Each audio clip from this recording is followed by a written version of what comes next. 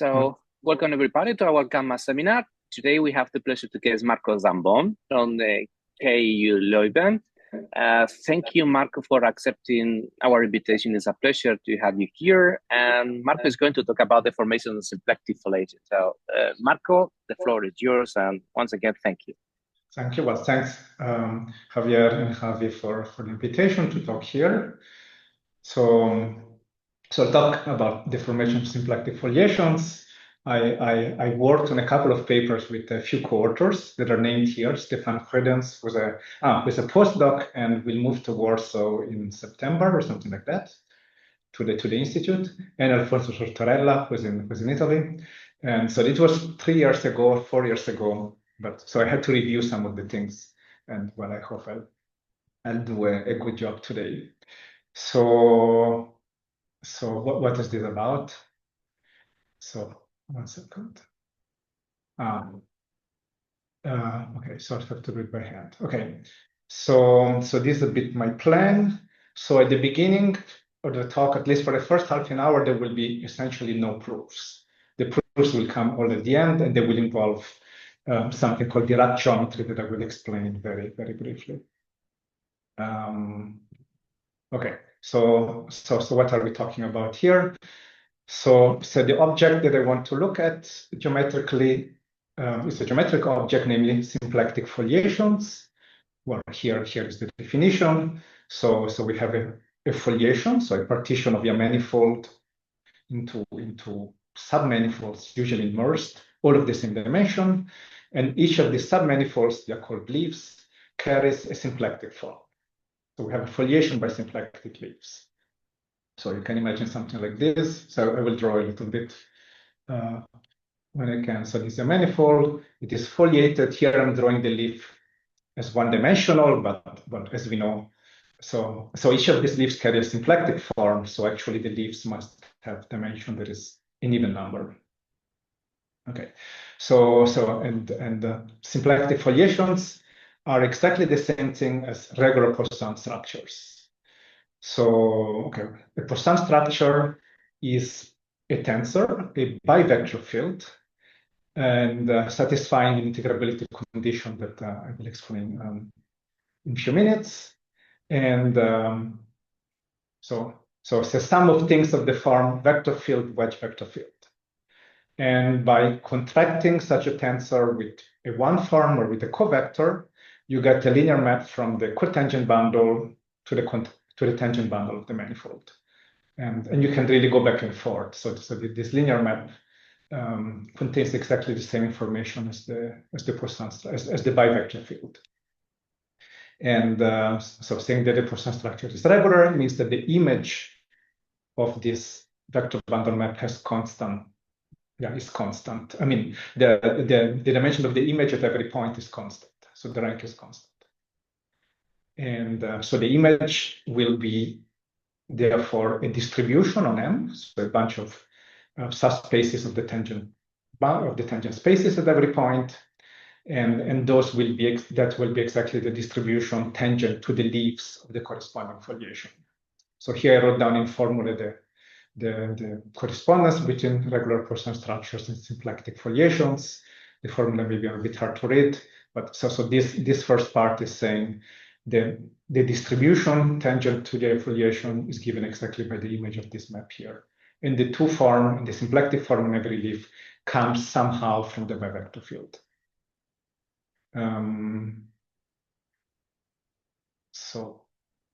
Okay, so this is, well, it's really a side remark. It's not essential. It's about existence. So it turns out that in certain situations, if you have a regular bivector field on a manifold, and the manifold is open, meaning that it's without boundary and not compact, then you can if you're able to homotop the corresponding distribution to an involutive distribution, so when this is tangent to foliation, then you can also bring the symplectic forms with you, so to say. Then you can homotop the regular bivector field to one which is also Poisson. In other words, the obstruction to homotop a regular bivector field to a Poisson, to a regular Poisson bivector field lies just in the underlying foliation and not in the two Fermat derivatives. So this is not at all essential for what I will say later. Okay, so let me try to explain a bit what I mean by deformations, and at the same time, I will review what the Poisson structure is. So yes, because Poisson structures will be an example. So let's take a Poisson structure. That just means that we have a bivector field satisfying an integrability property, which is a local property. The Schouten bracket of the bivector field with itself is 0. So the Schouten bracket is an extension of the Lie bracket of vector fields. And so if you write this down in coordinates, then you get a PDE, an overdetermined systems of PDEs for the coefficients of the vector field. So a deformation of pi is just a Poisson structure nearby pi. So something that can write as pi plus a little perturbation, so a little bivector field that I will call pi tilde. And I have to make sure that this sum is Poisson. So if I want to call this a deformation of the Poisson structure pi. And okay, well, when is the sum Poisson? Well, you just write the integrability condition. And now we're going to view this as an equation for the unknown pi tilde. So pi is fixed, and just pi tilde is my unknown, so to say.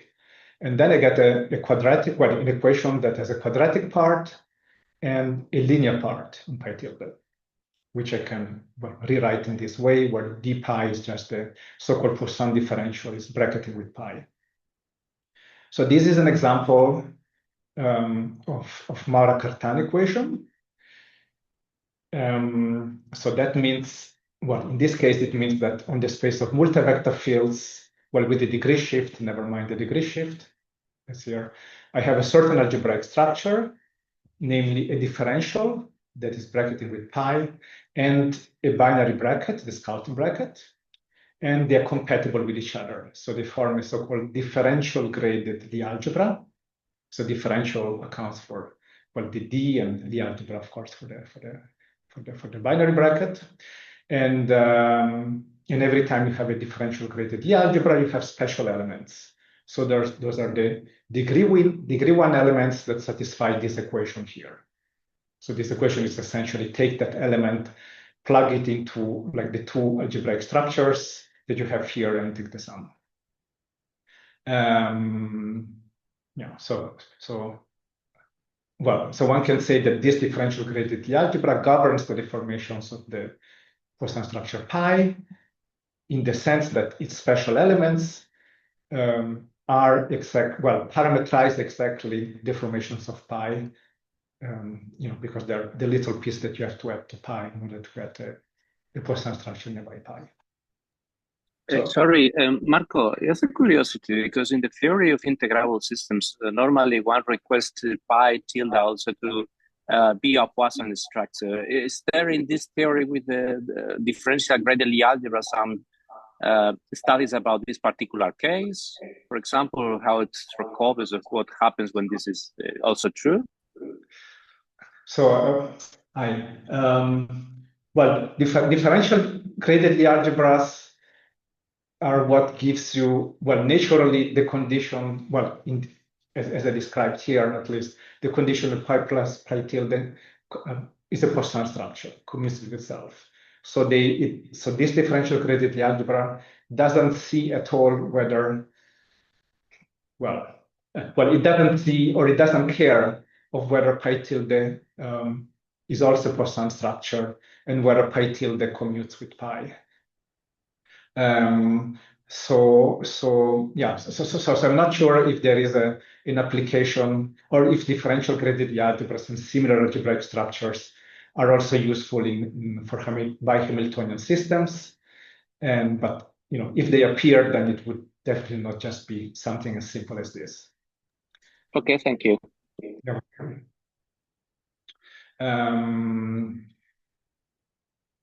Yes. So well, let me see if I can say something a bit more interesting. So related to your question. So if pi tilde is such that it commutes with pi, so that's an extra requirement, then I get a whole line of new Poisson structures, right? But then this will be again Poisson. Yeah, this is the usual stuff. That is like a pencil. But that is something quite special. Something special. So the goal of the talk is essentially to give a similar description of regular Poisson bivectors. So or it's the same thing, symplectic foliations, and then use it to get some geometric consequences, which I will explain later on. So what I wrote here is a bit heuristic, actually, because the space of regular Poisson structures, or at least of regular bivector fields, is usually an infinite dimensional space. So one has to be careful about talking about smoothness. And yeah, and also, so remember that, well, if you have a symplectic foliation, obviously you have an underlying foliation, so it's interesting to compare deformations of one and of the other. Okay, so all along the top, I will make an immaterial choice. So this is my manifold. So there is this foliation around. Well, here I'm drawing maybe the corresponding distribution, the tangent space to the foliation. And I want to take a complement. So another distribution on M, which is complementary to it. So this choice is, well, arbitrary but immaterial in the sense that at the end it doesn't really matter which choice I take. And I want to assume that this transverse distribution is involutive. So closed under its sections are closed under the Lie bracket. And this is just a simplifying assumption.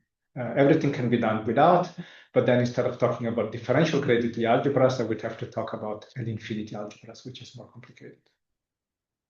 So G will also denote this complement. Okay, so let's look now at how to parameterize first regular Poisson structures and then, first regular bivector fields and then Poisson structures. Okay, so I'll try. I'll try to be as naive as possible, even though unfortunately formulae do appear. So I fix my regular Poisson structure pi. It has a certain rank, say 2 or 4 or 6, whatever rank it is. I want to look at bivector fields of the same rank. So this is certainly not a linear subspace of the infinite dimensional vector space of bivector fields, but it's not even in a affine subspace. So yeah. So however, it turns out that it's some kind of submanifold, and now we will give a good chart for such a submanifold.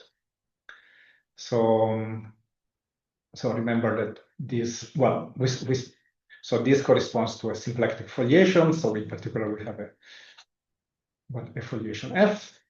So let's look at, so this is the definition. Let's look at multivector fields that are well behaved with respect to this foliation. So here, right, good. So well behaved in the sense that if you contract a multivector field with 2 covectors that kill the foliation, that are in the annihilator of the tangent space to the foliation, you get 0.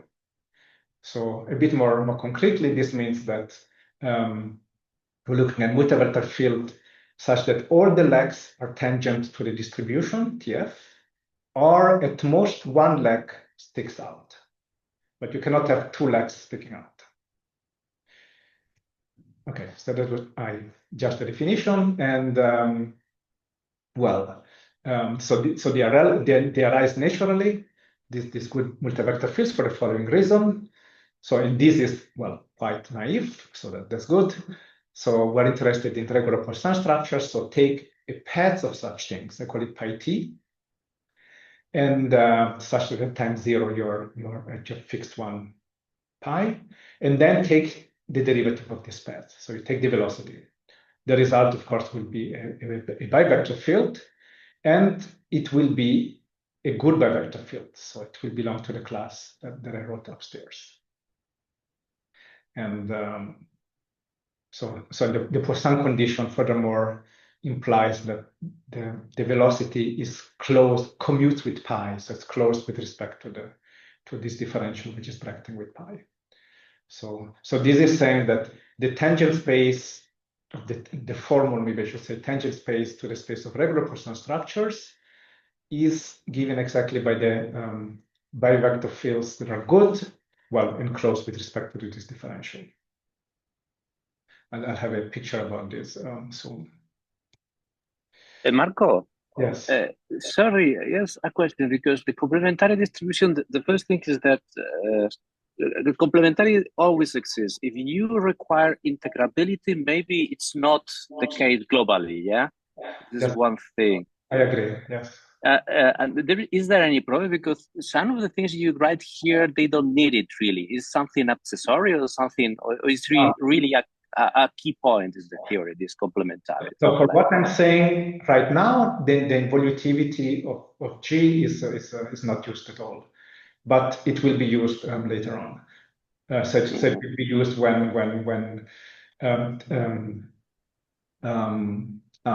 so when I talk about the differential graded algebra structure on the good multivector fields. Okay. Okay. Thank you. You're welcome. Yes, and everyone should feel free to interrupt me anytime. Okay. So okay. Yeah. Well, let's focus on the first line first. So we fixed this complement G, right? F and G. So remember that F, well, so the leaves of my foliation are symplectic, and so the symplectic form, so it exists on every leaf, so it's a leafwise symplectic form. But if I specify a complement to the leaves G, I can extend the leafwise symplectic forms to a global 2 form on the whole of M. Just by saying, let's call it gamma, just by requiring that if I plug in vectors in G, this 2 form vanishes. So the kernel should be equal to G.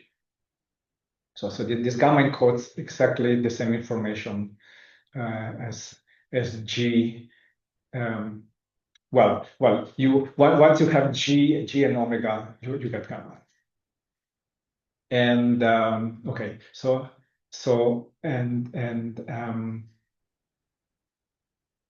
what I'm saying here, so I'll try to say it without formula, is the following. So if you have a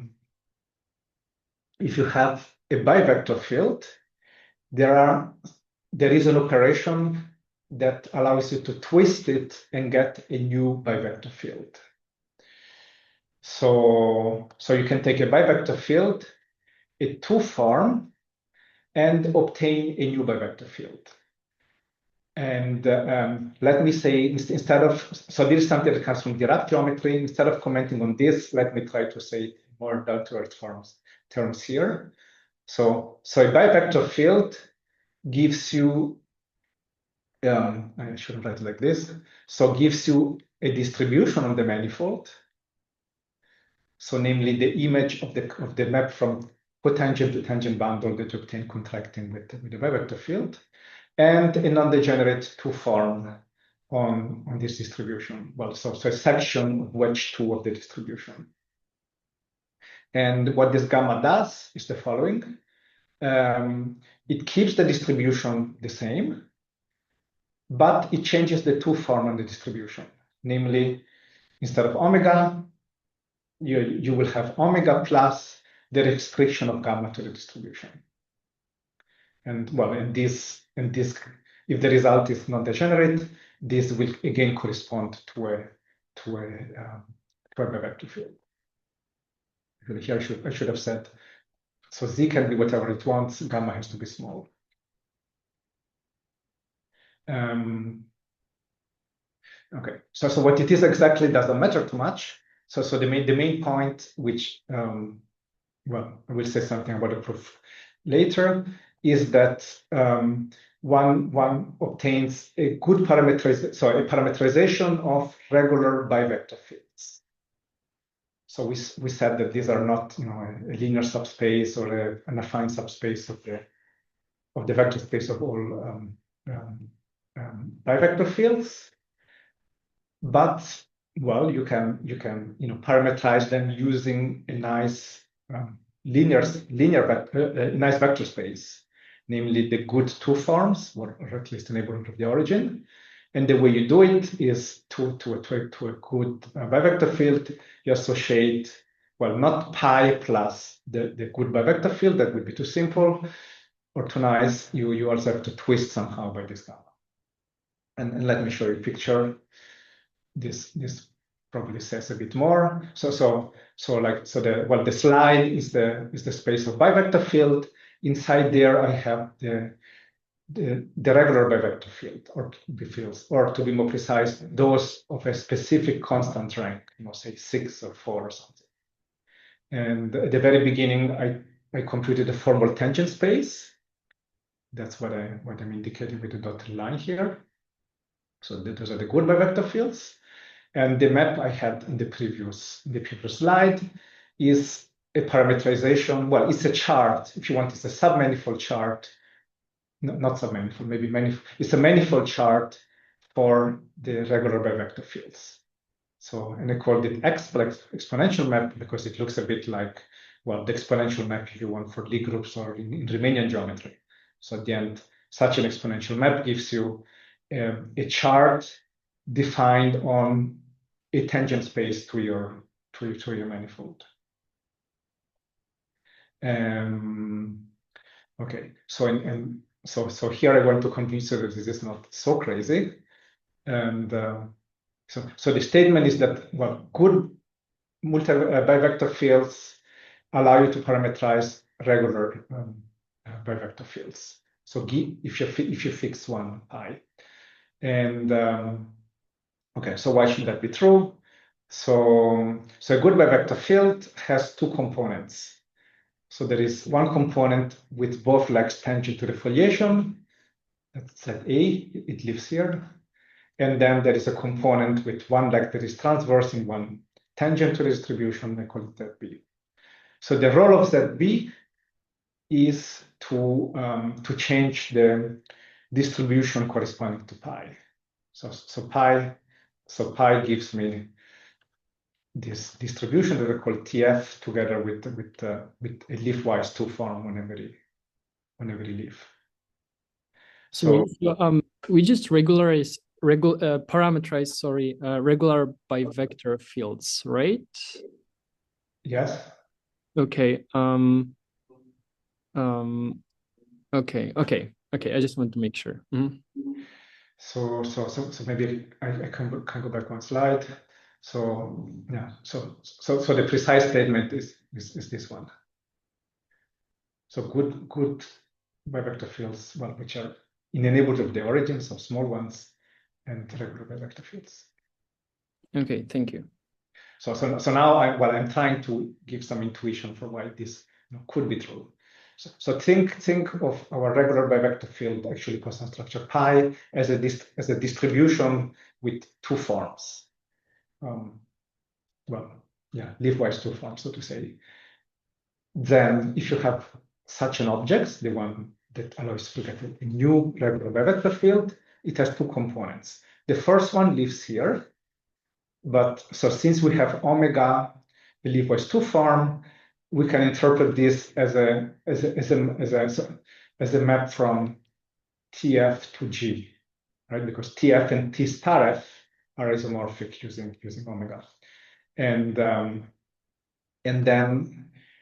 then so this map from TF to G allows you to change a little bit the distribution.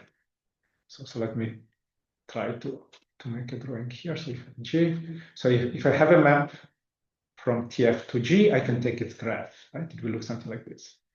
So this gives you a new distribution nearby TF. So that's the role of the second component. And the first component, well, is a bivector field that is tangent to TF. But again, because we have symplectic leaves, I can view it as a two form in the leaves, and then I just add or subtract the two forms. So that's how the two components come in. Okay, so that was about bivector, regular bivector fields. So I didn't use at all the integrability condition that comes in now. So I'm just stating the result, and what the proof will come. A word about the proof will come at the end. So the good bivector fields have a certain algebraic structure. So we have a differential which is bracketing with pi. That's the so-called Poisson differential. There is also a certain binary bracket that I will not describe now. It depends on gamma. And well, they're compatible with each other. So you have a differential graded algebra. And the statement, and okay, what do we know about this differential graded algebra? Well, the thing that I tried to explain in the previous slide is that if I take good bivector fields, so element in a specific degree here, well, that are small enough at least, they allow me to parameterize regular bivector fields. Now I want regular Poisson structures, so I want an extra integrability condition to be satisfied. And so only some of the good bivector fields which correspond to Poisson structures, and which are those? Those that satisfy the Mara-Cartan equation. So this M means the elements, the bivector fields that satisfy the Mara-Cartan equation. Maybe I should write it down here. So d pi, if I call the element z, sorry, let me try again a bit lower. So d pi plus 1/2 of the bracket, let us say. Okay, so this is, well, this gives a parameterization of the nearby regular Poisson structures. So this, so the set of Mara-Cartan elements is definitely not smooth. So this is something like an algebraic variety rather than a submanifold. But well, that's how things is. There is nothing we can change about that. Let me check the time. Okay. You have half an hour, but Marco, don't get much because we used to finish always late, 15 minutes late or something like that. So take it easy. Thank you. I will not rush. Okay. So yeah. So now I'll say a word, just I think 1 or 2 slides about the relation to deformations of foliations, and then I'll try to be a bit more geometric and talk about Poisson structures, and well, I'll be a bit more geometric very soon. So this part maybe I will not. I will explain less details. So okay, so this is, well, a collection of facts that are more or less known, but I want to recall briefly now. So this is just about well, foliations. So let's say we have a foliation F in a manifold, and so this is the distribution tangent to the foliation, and I choose a complement as I did earlier. I call it G. Then, well, there is some algebraic structure that governs the deformations of the foliation. One of them is this very space. So think of it as differential forms along the foliation with values in this transverse G. And so elements of degree 1 are, well, elements of T star F tensor G. So those are the same thing as endomorphisms from TF to G. So, and if you have such a thing, of course, as I said earlier, you can take the graph and you get the nearby distribution. So the nearby distributions that are involutive correspond exactly to the elements of T star F tensor G, which satisfy the Mara-Cartan equation. We name C Mara-Cartan. So in this sense, this differential graded algebra governs the formations of the foliation. And well, if we look at multi-vector fields along the foliation, well, there is this Poisson differential. So pi is a regular Poisson structure as earlier, and this as a complex is just the Dirac complex. Well, it's isomorphic to the Dirac complex by identifying TF with T star F using the difference symplectic form. So these two complexes. Well, I mentioned them because they appear in a short exact sequence that is naturally associated to the good multivector fields, which so I said that this carries a differential graded algebra structure, in particular also a structure of a differential graded algebra and therefore of chain complex. And so there is a forgetful map to the deformation complex of foliations, the kernel of which are exactly defoliated, or the multivector fields along F. And so in degree 1, that exact sequence reads as follows. So this map basically forgets this part here. Okay, so why am I mentioning this? Because because of the following. So if you have a symplectic foliation, or regular Poisson structure is the same. So if you have a symplectic foliation, you surely also have an underlying foliation. So symplectic foliations correspond to the special elements, the Mara-Cartan elements of this differential graded algebra. Foliations, nearby or given one, correspond to Mara-Cartan elements of this differential graded algebra. So you have at the geometric level, you have an obvious forgetful map from symplectic foliations to foliations, and then it's natural to ask whether it comes from a map between the differential graded algebras. Because if you have such a map of differential graded algebras, then it induces a map of Mara-Cartan elements. And this is saying yes, there exists such a you can live, so to say, the map to a map of DGLAs, and it's actually quite an obvious map. So this allows to link the deformations of regular Poisson structures to those of the underlying foliation. And okay, let me not say much about the second thing. Okay, so I'm getting closer to the part which is a bit more geometric, but first I want to say something about infinitesimal deformations, which are easier to understand. So remember, this moduli degree shift. Moduli degree shift. This is a differential graded algebra. So it's a graded vector space with a differential in a bracket, and so we can write down the Mara-Cartan equation, which gives us special elements, and the special elements parameterize regular Poisson structures. So if we take a curve of special elements, so of elements ZT that satisfy the Mara-Cartan equation, which are all down here, then we get some constraints for the velocity, for example, for the initial velocity of this path. So you can take ddt at time 0 on both sides here. On the left, of course, you get 0. On the right,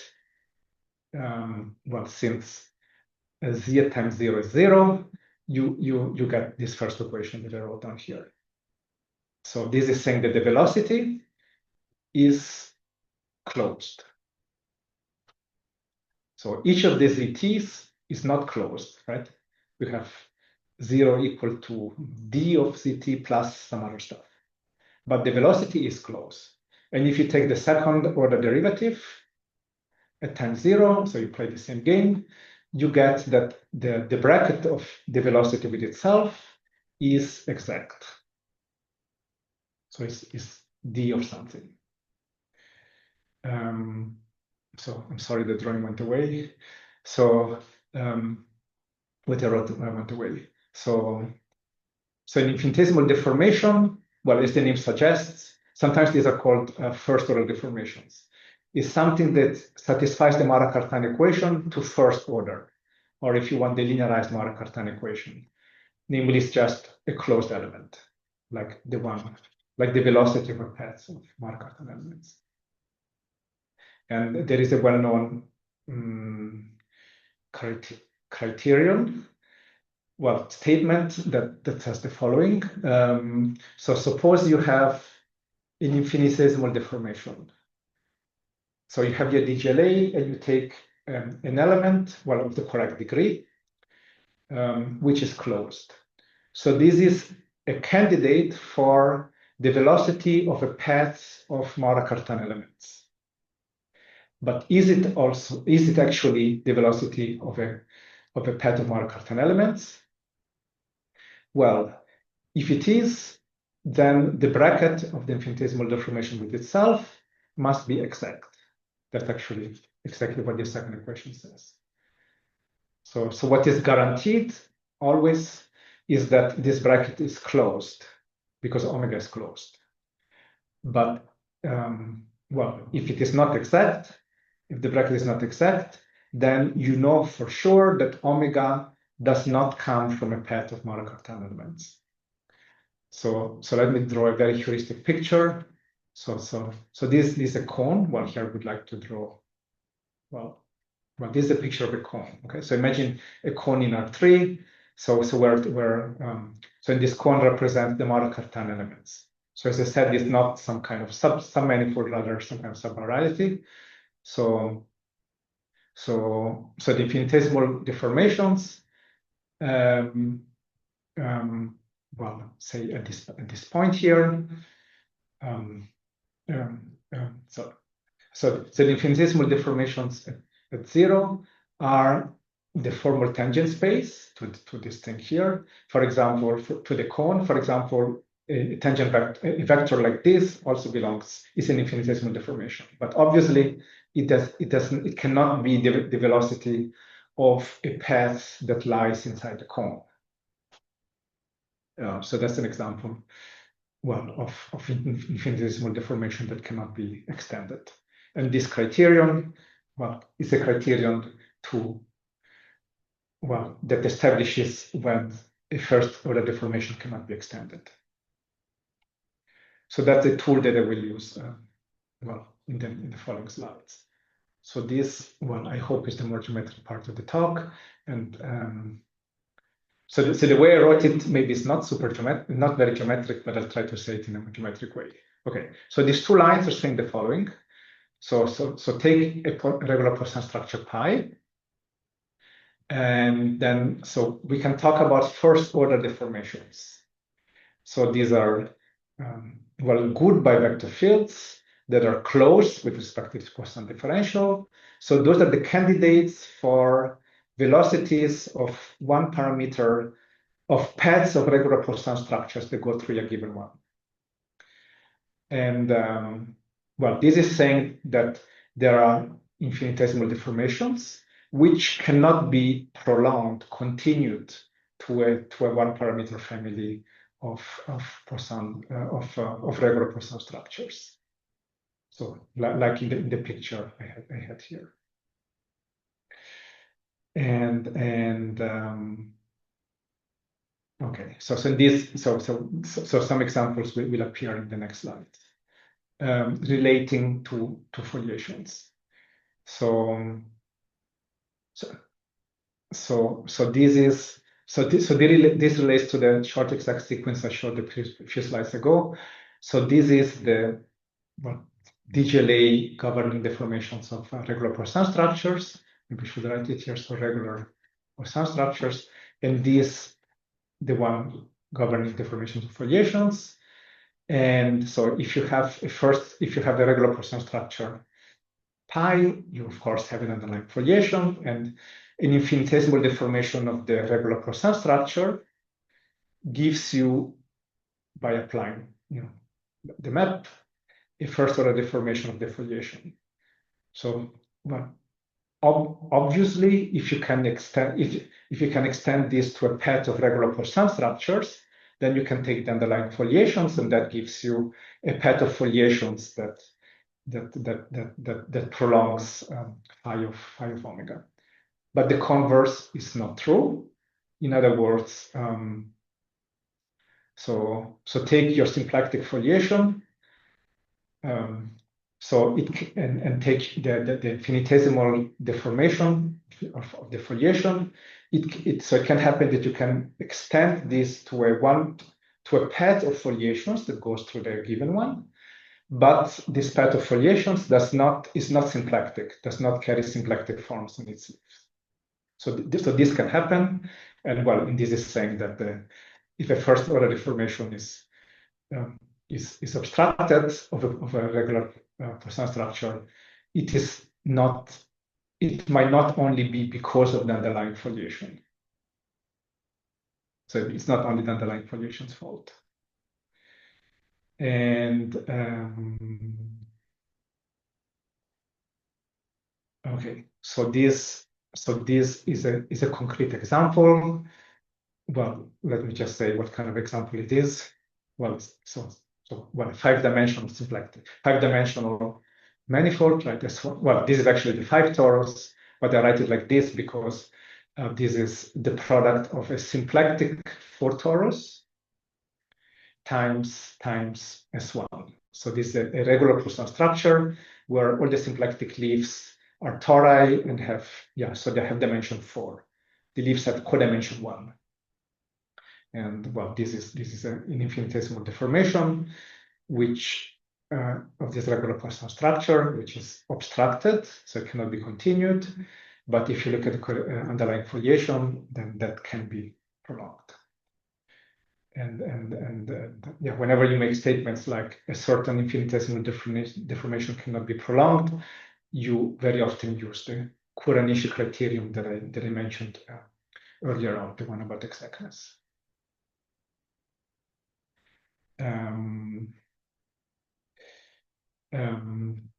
So there are cases when, so let me go back one slide. So there are cases when the underlying foliation, the infinitesimal deformation you have of this one of the underlying foliation is not obstructed, so you can prolong the foliation. Sorry, there are cases in which when you can extend the foliation in direction of your first order deformation, you can also extend it to be a symplectic foliation.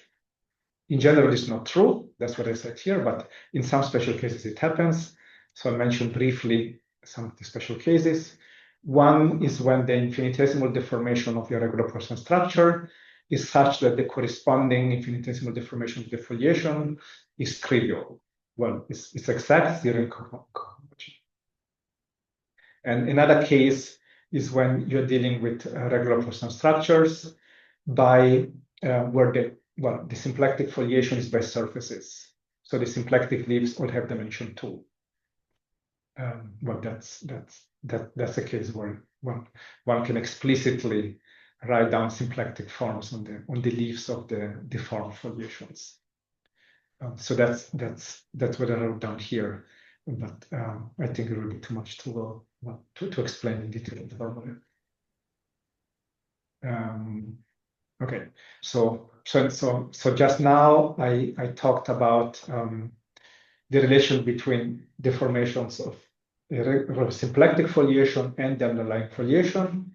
Now I will relate symplectic foliations, but which are the same things as regular Poisson structures, with arbitrary Poisson structures. So again, so all along pi is the regular Poisson structure. So suppose you have an infinitesimal deformation, so a good bivector field that is closed, then so obviously if you can extend, so if you can find a path of regular Poisson structures, which at time 0 is here and whose initial velocity is omega, then you have a path of Poisson structures, right? Because regular Poisson structures are in particular Poisson structures.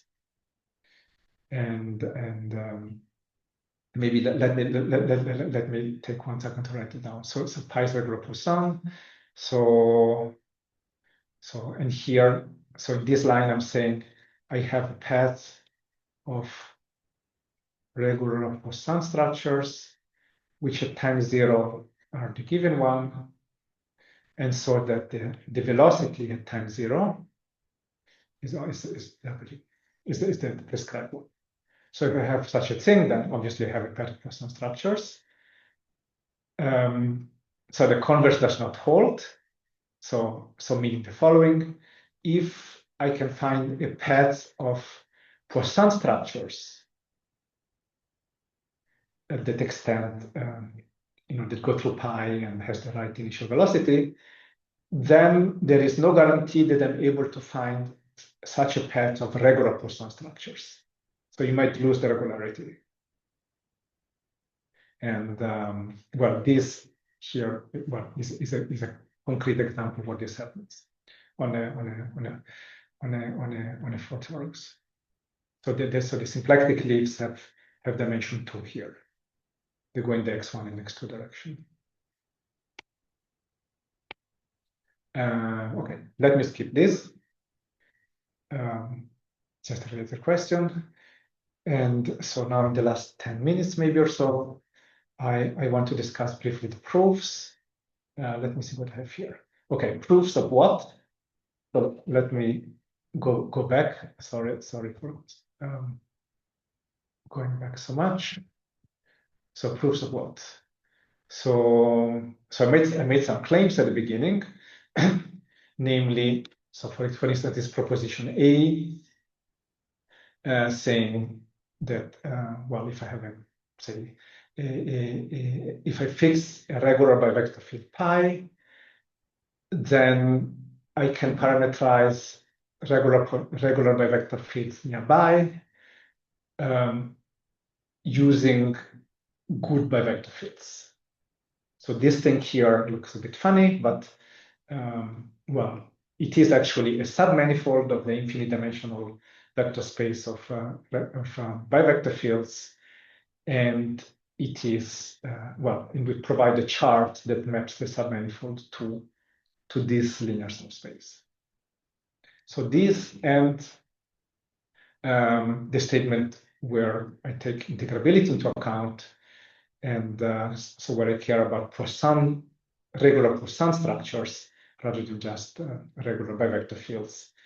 And so the theorem then said essentially that the regular bivector fields under the previous parameterization, the one I showed in the previous slides, correspond to the good bivector fields which satisfy the Mora-Cartan equation.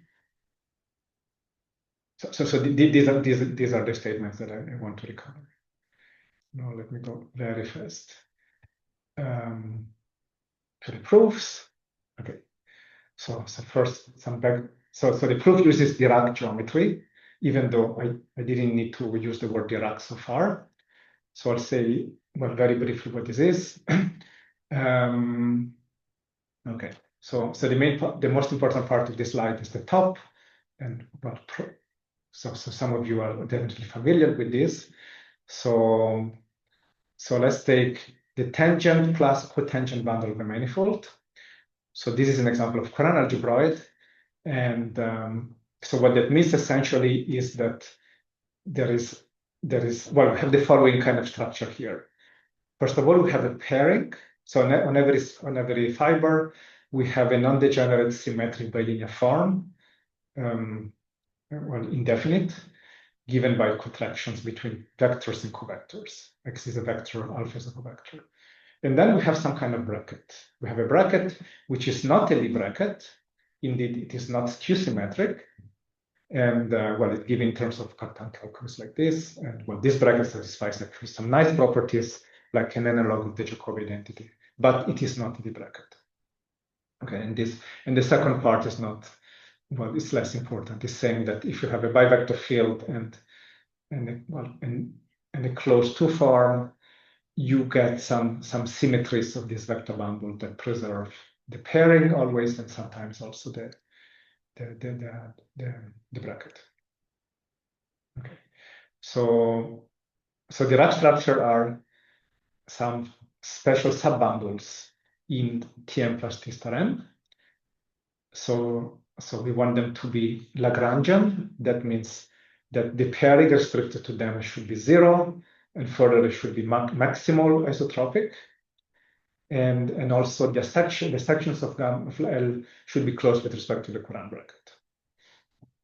So this definition is from the 90s by Alan Weinstein and his student Courant. And so why is this relevant? And yeah, maybe I should write this since I didn't do it well earlier. So let's take a bivector field, so a section of wedge to Tm. So we saw that the bivector field, by specifying the bivector field, is the same thing as specifying a bundle map from the cotangent to the tangent bundle, which takes the covectors and plugs it in here. So now if you have such a map, you can take, of course, its graph. So its graph lives inside, well, Tm plus T star n. And yeah, so that's essentially what I wrote here. And so when is the bivector field Poisson? So when does it commute with respect with itself by the Skelton bracket? Well, it turns out that it does exactly when the graph is a Dirac structure. So the graph will be automatically Lagrangian because Z is symmetric, and the involutivity of the graph corresponds exactly to the Poisson condition. So we can view. So Poisson geometry sits inside Dirac geometry. You can view a Poisson structure as a special kind of Dirac structure, and yes, and this gives us more space, more structures to look at. Okay, so since I'm interested in deformations of special kinds of Poisson structures, I also want to look at deformations of Dirac structures.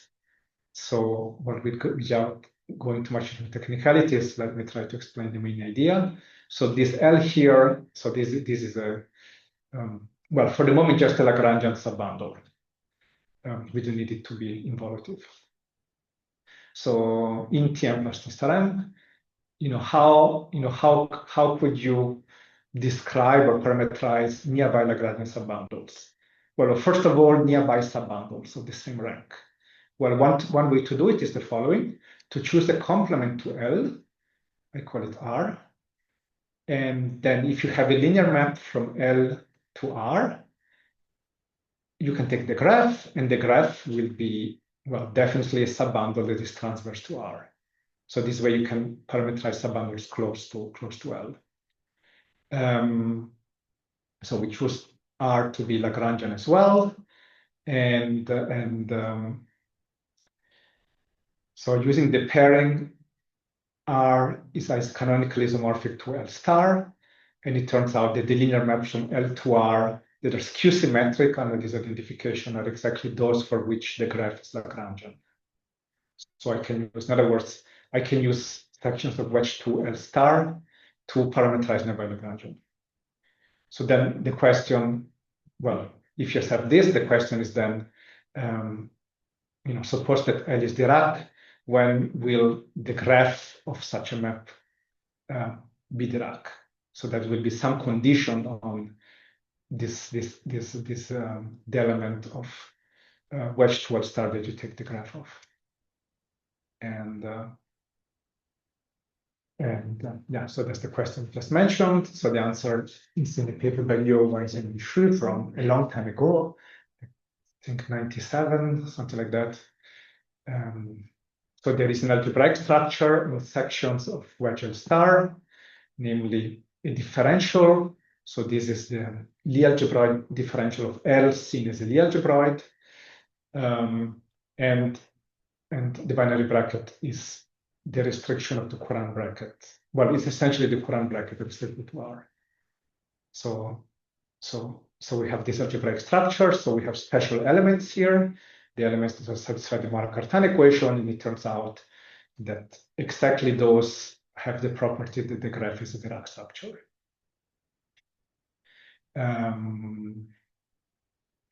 So now I have to you adapt this to the case of regular Poisson structures. Okay, so this is well, I'll try to highlight the ideas because this is a bit technical. Okay, what is an idea? So let me show the whole slide and then draw. So this is a drawing that is similar to one that I had in the previous slide. So here I take the graph of my Poisson structure pi. If you want to put the sharp here. Okay. So now, so if I wanted, if I stayed inside the realm of Poisson geometry without looking at Dirac geometry, then, well, to describe little Poisson structures near pi, the most natural way, or maybe the only thing you would think about doing, is to add a little bivector field. But so that's perfectly fine to describe deformations of Poisson structures, as I did at the very beginning. But it's not good if you want to, if you import the regularity condition, regular Poisson structures of constant rank. If you work in the larger realm of Dirac geometry, you have many more options to deform, because to deform this subbundle, this Dirac structure, you can choose any complement. So one choice is T star M. That's the one that I used here, but there are many other choices. And here we make a very specific choice. Namely, as complement, I take, that's what I call R in the previous slide, I take G plus the annihilator of G. So what was G? G was, first of all, for the foliation underlying the regular Poisson structure, G was the complement. So Tm is split as G plus Tf. So if I make this specific choice, complement to deform the Dirac, as a tool to deform the Dirac structure, that is, well, that's the choice that is well behaved with this for my, well, it is good for my problem.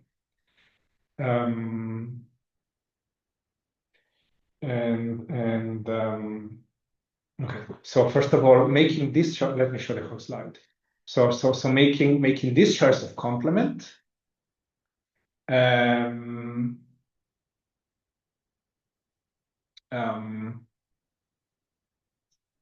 1 second. So there's something I forgot to say. So yes, so there's something I forgot to say. So what I said about deformations of Dirac structures is saying that nearby Dirac structures nearby the graph of pi correspond to, well, to certain element, to the Markov-10 elements of the graph of pi2 of sections of wedge 2 of the dual of the graph of the Poisson structure. So this looks quite complicated. But so the graph of the Poisson structure is isomorphic to the cotangent bundle canonically, just by the second projection, the cotangent projection. So this, under that identification, becomes something really simple, just the multivector fields. That's why I just talk about multivector fields in the following slides. Sorry, yeah, here. So the parameterization of nearby Dirac structures that are explained in the general setting using my good choice of complement and under the identification just mentioned sends a bivector field to, you know, to this other, to the graph, actually, I should say, of this other bivector field. So this recovers the strange formula that I had represented at the beginning of the talk. So this kind of twisting. And so this is a key lemma for us. So if you care only about constant rank regular bivector fields, then those in this parameterization are given exactly by the correspond to the good bivector fields. And this is, well, and this is something that is relatively easy to see using this Dirac geometry formalism. So the constant rank bivector fields are parameterized by a linear subspace of all multivector fields. So yeah, having a linear subspace is really important. It's really key for all of that. And okay, so this covers proposition A. So the fact that this is a linear subspace of all multivector fields allows me to do the following. So this is the same drawing I had earlier. So maybe I will not comment on it again. Let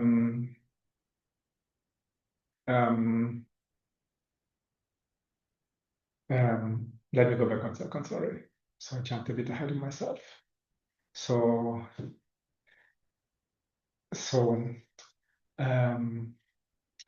we will, well, I will say now a bit more in detail that so there is a certain differential graded Lie algebra structure here that comes from the theorem of Liu, Poisson, and Xu, and so looking at the linear subspace in here well, the fact that the linear subspace in here corresponds to regular vector fields gives the chance or allows for a chance to restrict the differential graded algebra structure to this subspace, and you know, there is still a chance to get a new differential graded algebra by restriction, because we have a subspace, a linear subspace around. Okay, so a bit more in detail. So the proposition by Liu, Poisson, and Xu tells me that I have a differential graded algebra structure. Sorry. Here, but we said that this is canonically isomorphic to the multi-vector fields using the identification I just mentioned. And so I can, well, just translate the DGLA of Liu, Poisson, and Xu, the one governing the formation of the Dirac structures, to one on the multi-vector fields. And it turns out the differential is just the Poisson differential, and the bracket is something funny. It's a bit funny.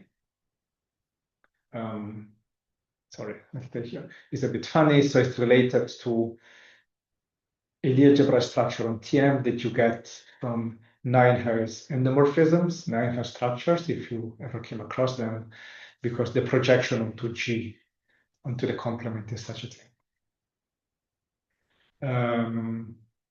Okay, so the theorem of this is essentially the theorem of Liu, Poisson, and Xu applied in this case. That says that Maurer-Cartan elements of this differential graded algebra, so the special elements, parameterize in the way that we saw Dirac structures. But since the good multivector fields form a sub-DGLA here, so we saw that they're the linear subspace. This was really important. Well, one has to check that the algebraic operations restrict here. That's luckily the case. So we get the sub-differential algebra. And then, so from this in proposition A, then it's immediate to say that the Maurer-Cartan elements here parameterize the regular Poisson vector fields. So that's the final result. Maurer-Cartan elements in the good multivector fields parameterized regular. So regular Poisson structures where the regular correspond to good, and the Poisson here, maybe put a circle on it, corresponds to Maurer-Cartan elements. And yeah, so this, well, this is a sketch of the proof of the main theorem, and these are some of the references. So I think I should stop here, so I can unshare now, and well, go share again if necessary. Thank you, Marco. It's really a very nice talk. Thank you. So, is there any question, remark, comment? Marco, ciao, sono Alessandro. I have a question about if you apply this to the case of a symplectic fibrations, do you get something more? Because of course, you know, symplectic fibration is a special kind of symplectic foliation. So yes. So let me think.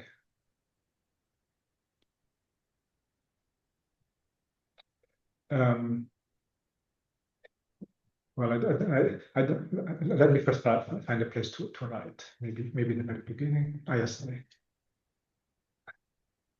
Okay, I'll write here. Otherwise, I'm making a mess.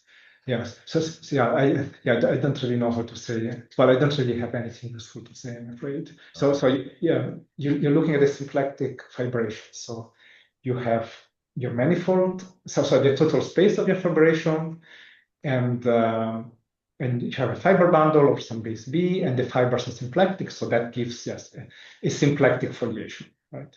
Yeah. Symplectic foliation, if you want a regular Poisson structure where the symplectic leaves it is.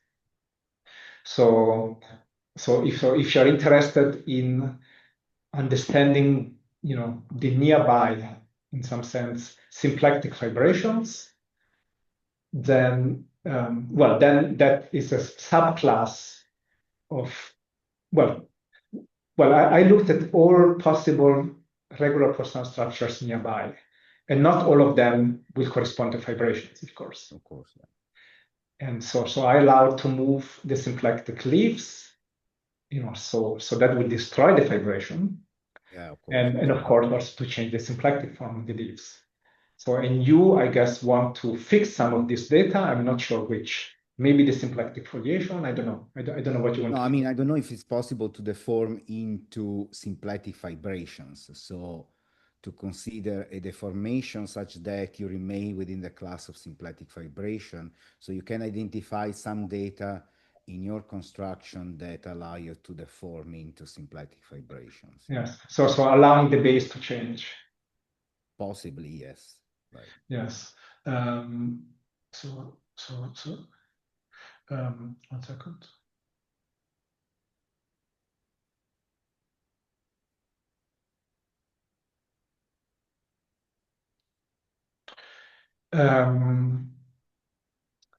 Well, it's like what I said today, I think would not be very useful because it's hard. It's very hard. Well, it's hard to tell when a regular Poisson structure nearby is a fibration. Comes from a symplectic fibration. Yeah. So I can mention something that is a bit related, but in a different context. So one can look at. So I'm familiar with the following deformation problem. So say you have a symplectic manifold and a coisotropic submanifold. So that means, this could be Lagrangian or higher dimension at least half, and like coisotropic means that the symplectic orthogonal of n lies inside them. Okay, so there is a similar study by Owen Park of deformation of coisotropic submanifolds done in an algebraic way, as I did now using infinity algebra, etc. And there is an old paper, paper of the 2005, by what's his name? Ruan, which by geometric means gets to the following conclusion. Okay, so take a coisotropic submanifold. So a coisotropic submanifold always have initial leaf space which is symplectic. But sometimes not smooth. So suppose you have a coisotropic submanifold whose leaf space is smooth, and that you have a fibration. So a fibration exactly as you said. Then one looks at coisotropic deformations, which are still fibrations. And he does this in a geometric way. I forgot exactly how. And his conclusion is that those divided by natural equivalent relation, given by isotopy, I think, are formed so that the modular space, the quotient space is smooth and finite dimensional, which is a very strong statement because this modular spaces are typically very ugly. Very. So this is one, maybe in Journal of Symplectic Geometry, I forgot, around 2005. And the word coisotropic is certainly in the title. Okay, thank you. Yeah, but it's a different problem. I mean, it's a different problem. Yeah, but yeah, no, there are yeah, vibrations. yeah, And but still, like some. Okay, thank you. thank you for the question. Is there any other question? I have one, if I may. Of course. Well, Sure, sure. First of all, Marco, thank you for your talk. And well, my question is, do we know what we can or what we cannot achieve, perhaps rather towards the cannot side, if instead of a regular Poisson structure, we happen to have a strong symplectic foliation? So repeat the name again. What's symplectic foliation? Strong symplectic. Okay, what? Okay, you have to remind me of the definition. Let me find a place to write. We said a strong symplectic foliation. Yeah. Strong. Okay. Strong symplectic foliation. So what does it mean? Does it mean that you have a symplectic foliation so that the leaf-wise two forms? So on every leaf you have a two form, so that you can extend this leaf-wise two form to a closed two form on the whole manifold. Is that what? Yeah, yeah, that's it. Okay, so what else did you say? Non-degenerate? Yes, it's well, we have a form omega defined on the manifold, such that its restriction to the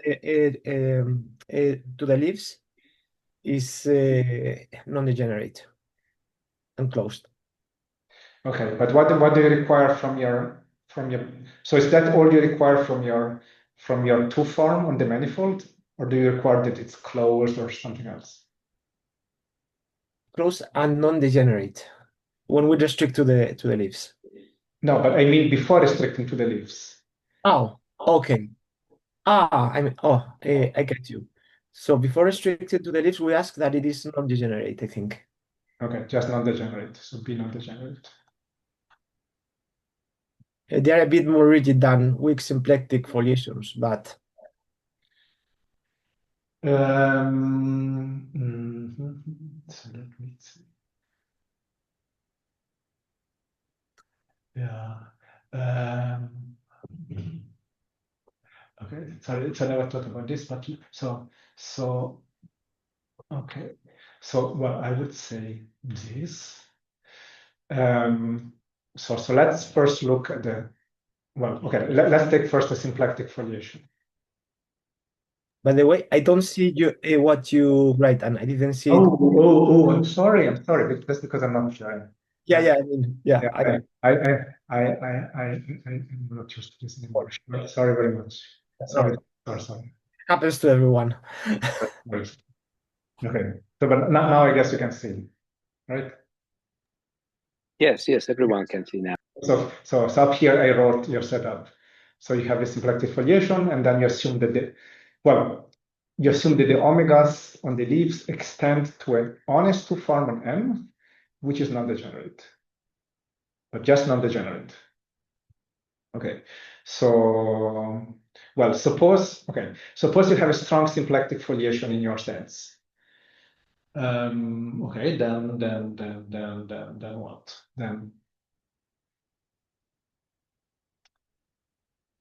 Yeah, I don't. Well, so when we talk, I chose a complement to the symplectic foliation. And so this G here. Now, if you perturb a bit the symplectic foliation to a new one, so I'm trying to draw new leaves here. Yeah. Then I don't know. It seems to me that is also strong or not, because non-degeneracy is an open condition.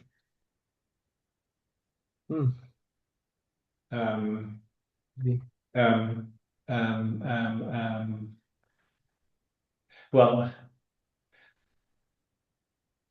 yeah. So sorry, I never thought about this. But my feeling, and I might be wrong, is that being a strong symplectic foliation is an open condition. So I see why not every symplectic foliation is strong in this sense. But if you have a strong one, I would say that small perturbation keep being strong. I don't know. Do you know? Oh, don't worry. Oh, no, I don't. I am starting to read a lot about the strong symplectic foliations, and well, I'm interested in their flexibility or lack of flexibility. Yeah. Well, because like if all you assume is non-degeneracy, everything is an open condition. For example, if you have your I call it B, your ambient symplectic, your ambient non-degenerate two form on M, Yep. then you can restrict it to G and keep that fixed. And if you change a bit the symplectic foliation, you will get a new two form along the new leaves. But then you just change that and keep the G components, so to say, the same. I mean, it's a bit more complicated than this, but yeah, I read that we can deform as long as we don't have something like S1 times S2 contained. as long as we don't have an S1 cross S2, what? Within the manifold. I mean, if we have that, we may have some kind of obstruction, I guess. Okay, I don't know anything about this. Oh. So if you had told me that your ambient two form has to be closed, Yes. then that would definitely not be an open condition. Oh. Non-degeneracy is an open condition. Oh. Well, that's all I can say. Yeah. Oh, thank you. Well, thanks a lot. Yes, I have really liked the talk. Thank you. Is there any other questions? Yeah, I have one question. The beginning, you just chose the complement G, and I wonder how much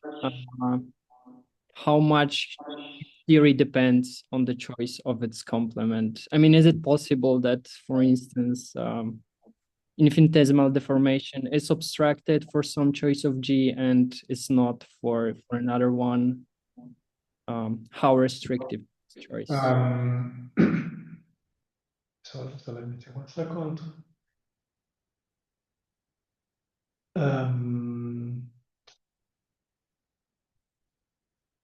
So the choice doesn't matter very much. I mean, well, I'll try to be more precise. But first, let me find the statement. Yeah, so I would say the choice doesn't matter because, so if you make a choice of complement G to your foliation, okay, then so everything else I did, like this differential graded Lie algebra, depends on the choice of G.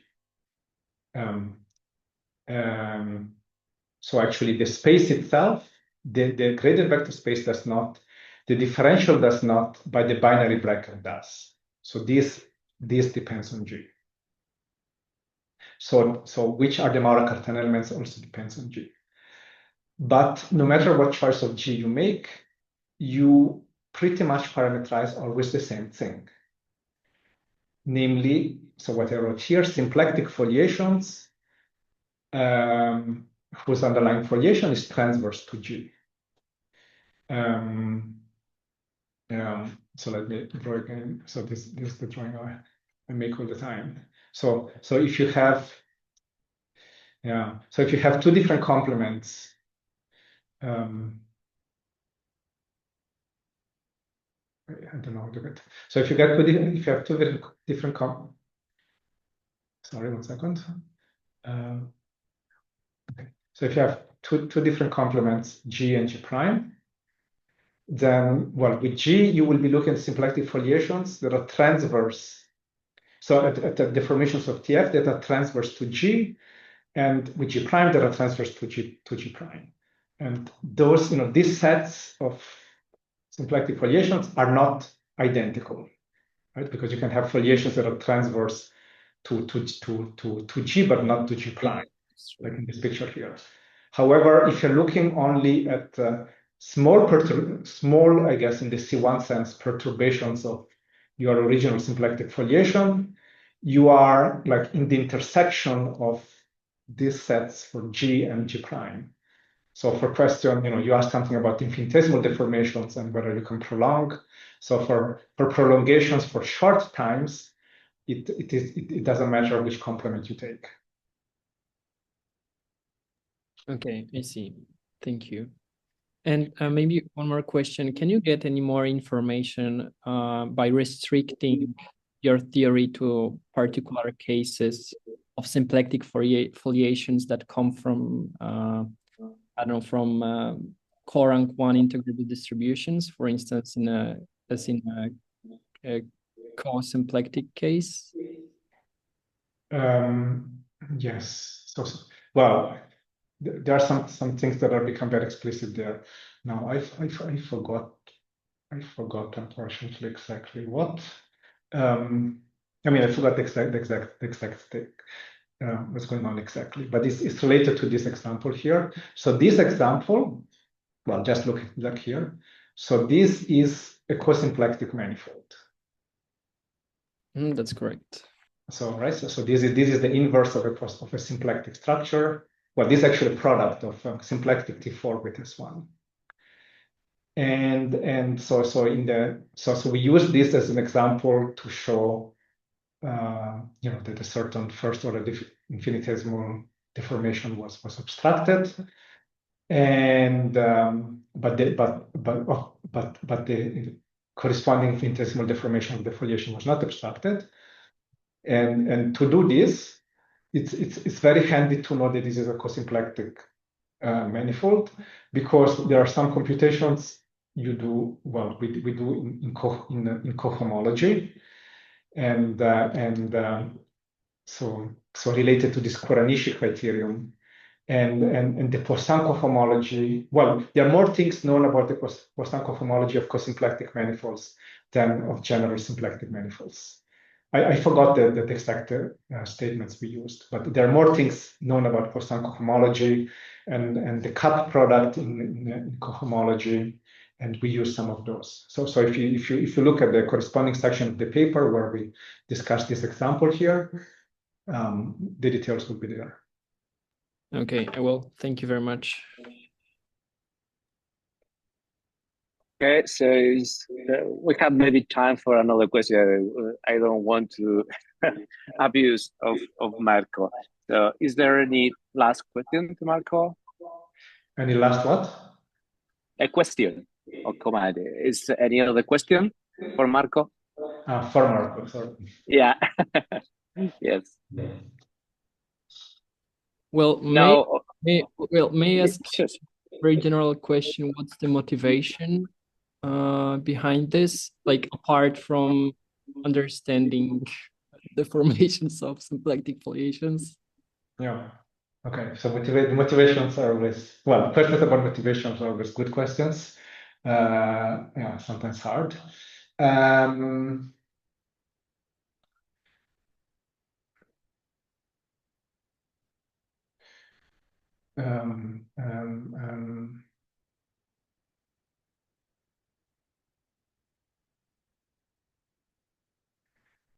Well,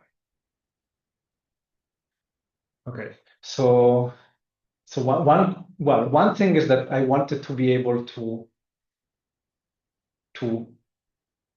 understand better the space, geometrically, the space of, of regular Poisson structures. Say for some reason you're interested in symplectic foliations. Well, they're interesting objects. There are lots of people studying foliations, and well, what about foliations with an extra geometric structure? Well, developing this machinery, we could answer questions like, if you have a symplectic foliation, can you extend it to a full path of symplectic foliations? Can you move it in a certain direction or not? And could give answers to this question in some cases. So in certain directions, you cannot extend this symplectic foliation. In some others, you can. And yeah, so well, and related to this, but maybe it's a bit abstract. Well, whenever you have, I don't know, some kind of geometric structure, you want to know how many there are. For example, in symplectic geometry, you have Morse's theorem. say on a compact symplectic manifold. So Morse's theorem more or less tells you how many symplectic structures you have up to an obvious equivalent relation, which is, well, isotopy, say, or maybe diffeomorphism. And Morse's theorem, to be more precise, tells you that on a compact symplectic manifold, if you have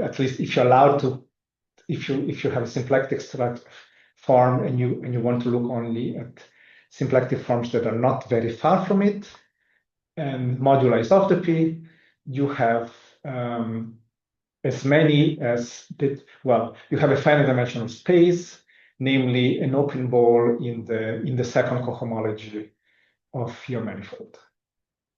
So I don't know, if you're on a manifold with H2 three-dimensional, you have essentially a 3-parameter family of symplectic structures.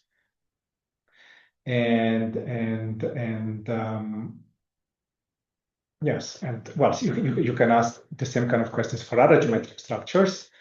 So as in our case, regular Poisson structures, the answer is not very nice because, the modular space, which is the modular space of Markov-Cartan elements modulo a certain equivalence relation, that is usually something ugly. You cannot say it's an open set in a certain vector space. But you can talk about the infinitesimal modular space, and that is morally the formal tangent space to the modular space, and about that you can say something. So let me go back. So at some point I had a differential connectivity algebra. Yeah, maybe here. Yes. So it's the cohomology of this complex here. So it's not Poisson cohomology because here we're looking only at the Goodby vector fields, but the first cohomology of this complex here is the formal tangent space to this modular space. So this gives you an idea of the size, so to say, of nearby almost regular Poisson structure modulo the equivalence relation. And the equivalence relation, one has to work a little bit, but is actually a nice one geometrically. It's again isotopies. So you get a statement about the space of nearby almost regular Poisson structure modulo isotopies. But I don't know if this is what I can say for the moment. I don't know how satisfactory it is. Thank you. Okay, so I think we can finish. Thank you, Marco, for your nice talk. It's been very interesting. Thank you, everyone, for coming. And I could like to thank also for attending this seminar, because this is our last seminar this year. We'll see each other.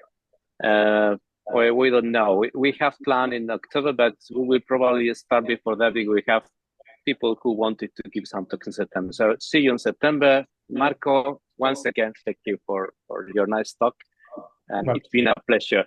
I hope we will see you somewhere soon. Yes. Not in 10 years or more. Yes. So thanks to everyone for attending, and have a nice summer break. Hopefully very soon. Yeah, thank you. Marco, could you send us the slides? It could be. Yes, with pleasure. Your talk. Okay, and okay.